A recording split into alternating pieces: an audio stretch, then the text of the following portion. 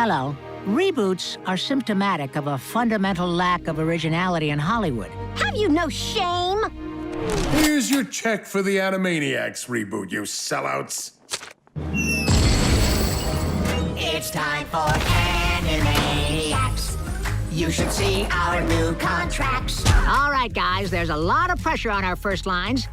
Wait, don't. Make sure it's good first. Maybe something reminiscent of the first season?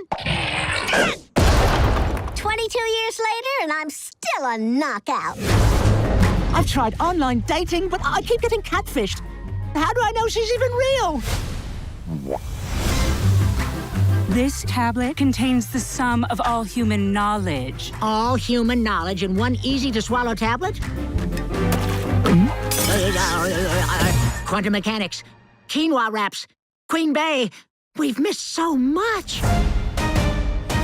Oh, sounds like an Odyssey. My sandwich!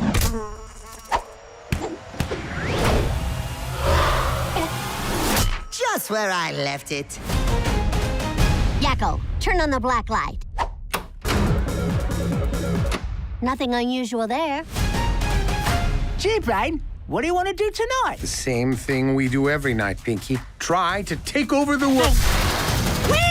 Found party! I am the Pegasus. I come bearing horrible tidings of war from the... Yeah. Less talky, more flappy.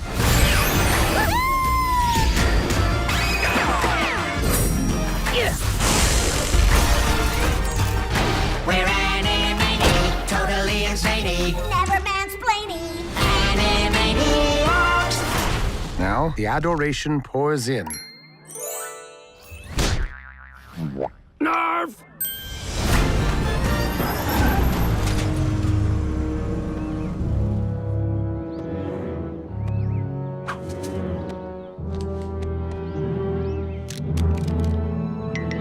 Alan, this species of cartoon has been extinct since 1998.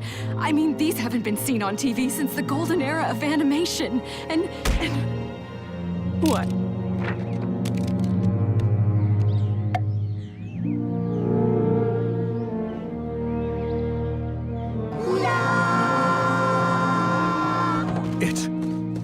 It's the Warner Brothers. And the Warner sister.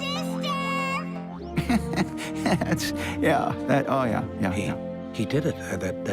That crazy son of a gun actually did it. Clean vectored outlines, widescreen format. These don't look like reruns. They're not. I reanimated them. We are gonna make a fortune with this show. How zany are they? To the max.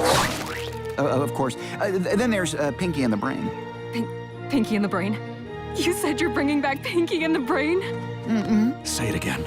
We're bringing back Pinky and the Brain. Put your head between your knees. Boingy, boingy, boingy, boingy. Where are they going? Home. Welcome to Animaniacs. Those are the facts. Welcome back, everyone. Surprise, surprise. This is going to be my new Animaniacs trailer video. There's a bunch of Easter eggs, obviously. They brought the show back for a couple seasons, so I'll explain what's going on with this. But this is the most nostalgic thing that they probably could have done. So if you're new to the channel, be sure to subscribe to get all the videos.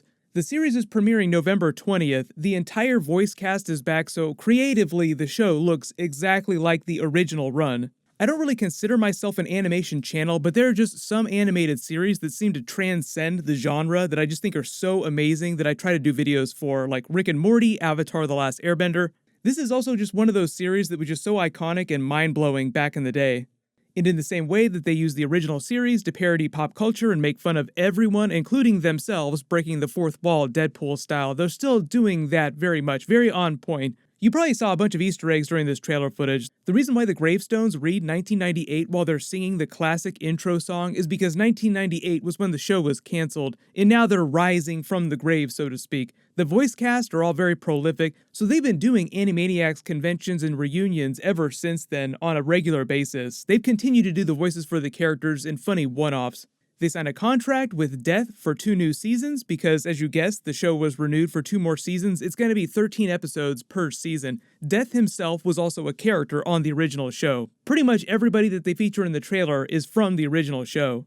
They are calling it a reboot, but technically it's just a continuation because it's all the same people, like when they brought Young Justice back at Warner Brothers. But I think they wanted to call it Season 1 instead of calling it Season 1 Billion, just so people who are new to the show can just pick up and not feel like they're missing a whole bunch of stuff. But if you've never seen the series before, I would encourage you to go back and watch the original. There are some of the most classic episodes of animation. You're both mistaken. It is the sophisticated wit and charm of Pinky and the Brain that has captured Steven's heart, as well as making it the breakaway hit of the WB schedule.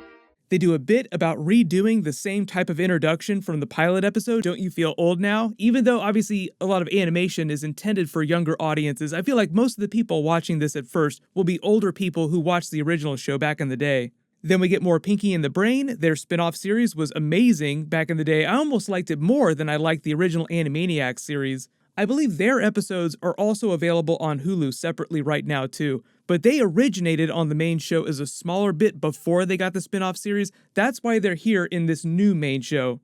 As you can see, they've updated a lot of the themes, the jokes, the references for 2020. The Brain has all this election stuff behind him because it seems like he's trying to win the presidency in his episode. And Pinky talks about online dating like Tinder and getting catfished, something that did not exist 22 years ago.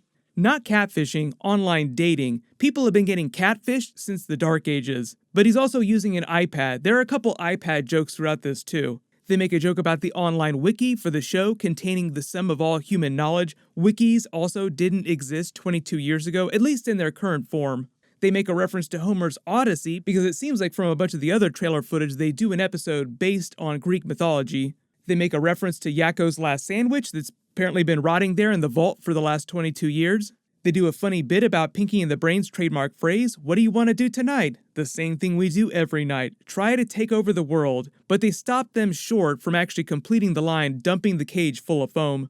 Then they preview a couple of the episodes that they're doing. They make a couple more modern references for the episodes, like My Little Pony. I'm sure there's going to be a ton of brony jokes. Like the pony, instead of being all cute, launches into this grand speech about this epic war that's going on. It looks like they have an anime-themed episode, then a classic animation-themed episode. They feature a ton of other classic Warner Brothers characters like Yogi Bear and Huckleberry Hound. Then they end with an Instagram joke, which also didn't exist 20 years ago. Then there's a much longer clip of a Jurassic Park bit with Steven Spielberg and the cast of the original Jurassic Park movie. The bigger reference here, for those of you that didn't watch the original show, is that they're using Steven Spielberg and his movie for this parody because Steven Spielberg actually helped create the original series when it debuted in the 90s. We were just wondering, who's your favorite? Even though he himself didn't always voice his character, a Steven Spielberg character showed up on the series all the time. They made fun of his movies all the time. He's still an executive producer on the new show, but I don't know if he's still involved with it creatively. So that's them making the joke about them bringing the dinosaurs back in Jurassic Park movie, but now they're bringing these animation dinosaurs back after 22 years. If you never saw the original series or you never saw the Pinky and the Brain spin-off series, they are amazing. Be sure to check them out. Some of the best episodes of the show are when they start breaking the fourth wall and making fun of Warner Brothers, the company itself. Like they make fun of the Warner Brothers CEO as part of this big episode. They make fun of the corporate culture when they have to defend Dr. Scratch and Sniff in a trial for a parking ticket that he got on the Warner Brothers lot. Most of the stuff they're making fun of, though, at the time was current, so we're talking about late 90s TV shows and movies. Like, they made fun of the Friends TV show, because at the time, Friends was the biggest TV show in the world. They even did a Mighty Morphin Power Rangers episode, because Mighty Morphin Power Rangers was still going on. Speaking of reboots, they actually just announced that they're bringing the Power Rangers back in brand new TV shows and movies. So somebody behind the scenes is just slamming their fist on the nostalgia button for bringing stuff back.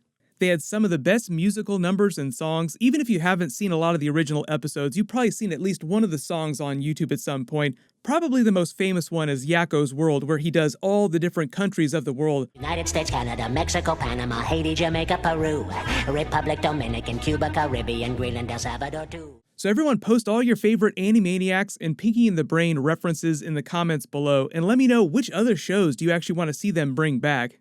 Talk about classic animation, Disney actually just made a movie called Raya and the Last Dragon that's basically them doing Avatar The Last Airbender the series as a new movie. So I might do a video for that sometime in the next couple of days, but there's a whole bunch of stuff going on, so as long as you have alerts enabled for my channel, you should see all those videos.